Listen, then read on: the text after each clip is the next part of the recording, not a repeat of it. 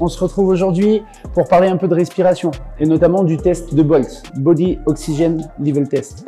Ce test, il est super important à la fois dans le CrossFit, à la fois hors du CrossFit. Si vous êtes des personnes qui avaient tendance à être stressées, beaucoup d'angoisse ou qui avaient tendance à hyperventiler un peu dans les entraînements dès que c'est un peu cardio, en fait, ce test va vous permettre de savoir un peu où vous vous situez. Donc ce test va vous permettre de pouvoir trouver et déterminer votre tolérance au dioxyde de carbone, le CO2. Donc, pour faire le test, c'est très simple. Vous allez pendant 1 minute respirer par le nez, tranquillement. On essaie de respirer 4 à 5 secondes, inspiration, 4 à 5 secondes d'expiration.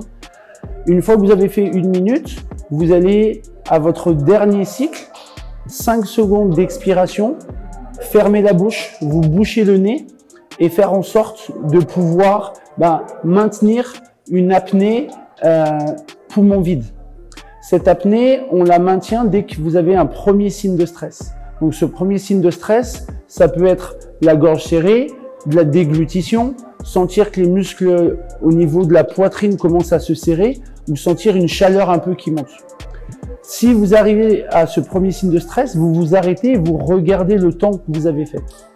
Ce temps va déterminer donc votre tolérance au dioxyde de carbone. Si vous êtes à moins de 25 secondes, il va être crucial, et je dis bien crucial, voire vital, de travailler votre tolérance au dioxyde de carbone puisque votre corps crée trop d'anxiété.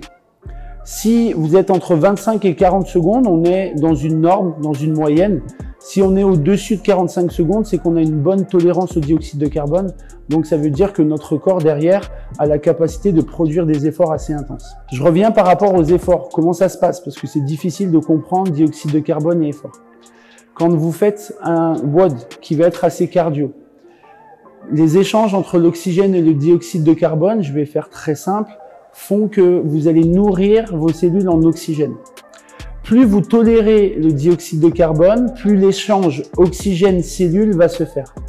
Donc on imagine qu'on a un test de Bolt qui est très faible, ça veut dire que vous tolérez peu le dioxyde de carbone. Donc dès qu'il y a peu de dioxyde de carbone dans votre organisme, vous allez devoir le faire sortir. Quand on souffle, c'est là où on évacue le CO2. Donc plus il y a de dioxyde de carbone, plus on va devoir souffler. Donc, plus on va hyperventiler. Dans un WOD, quand vous entendez des gens hyperventiler, c'est des gens qui sont souvent en panique et qui vont perdre un peu leurs moyens. Donc, en améliorant ce test de Bolt, je vais vous expliquer juste après comment on va pouvoir le faire, vous allez pouvoir améliorer vos bases au niveau du cardio. Maintenant, comment on va pouvoir améliorer ça? Ça va être très simple. Le but, c'est de le faire le matin, à jeun. Si on peut le faire dès le réveil, c'est très intéressant. Vous allez garder un peu le même principe que le test. Ça veut dire que vous allez faire 3 à 5 cycles respiratoires, 5 secondes d'inspiration, 5 secondes d'expiration. Au dernier cycle, on ferme la bouche, on bouche le nez et on va essayer de tenir à peu près 80% de notre temps du Bolt. Une fois qu'on a fait ça, on reprend nos 3 à 4 cycles respiratoires et on repart pour 80% de notre test de Bolt. Si à un moment donné, on peut plus tenir ce 80%, on diminue un peu pour faire en sorte que vous puissiez travailler entre 6 à 8 apnées. Ça, c'est pour les personnes qui vont débuter sur le travail d'apnée. Vous allez voir que si vous faites ça tous les jours, déjà au bout d'1 mois, si vous refaites le test de Bolt, vous allez l'améliorer et vous sentirez surtout dans votre quotidien, quand on est dans des phases de stress important, que votre corps, sans y penser, va arriver à rester calme. Et notamment dans nos WOD qui seront cardio.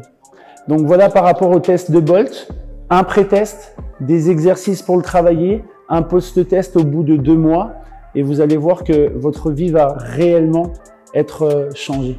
Donc du coup, n'hésitez pas à nous suivre sur les réseaux sociaux, FitProcess Santé pour des articles, des publications qui vont parler de respiration et pas que de l'aspect vraiment santé de manière générale. Pensez que dans les bilans que je donne auprès de FitProcess, la respiration fait partie intégrante de ce bilan, suivi sur 8 semaines. Donc n'hésitez pas à me contacter, fitprocess.john@gmail.com et likez les pages YouTube, Instagram pour avoir des nouvelles de l'Asper FitProcess.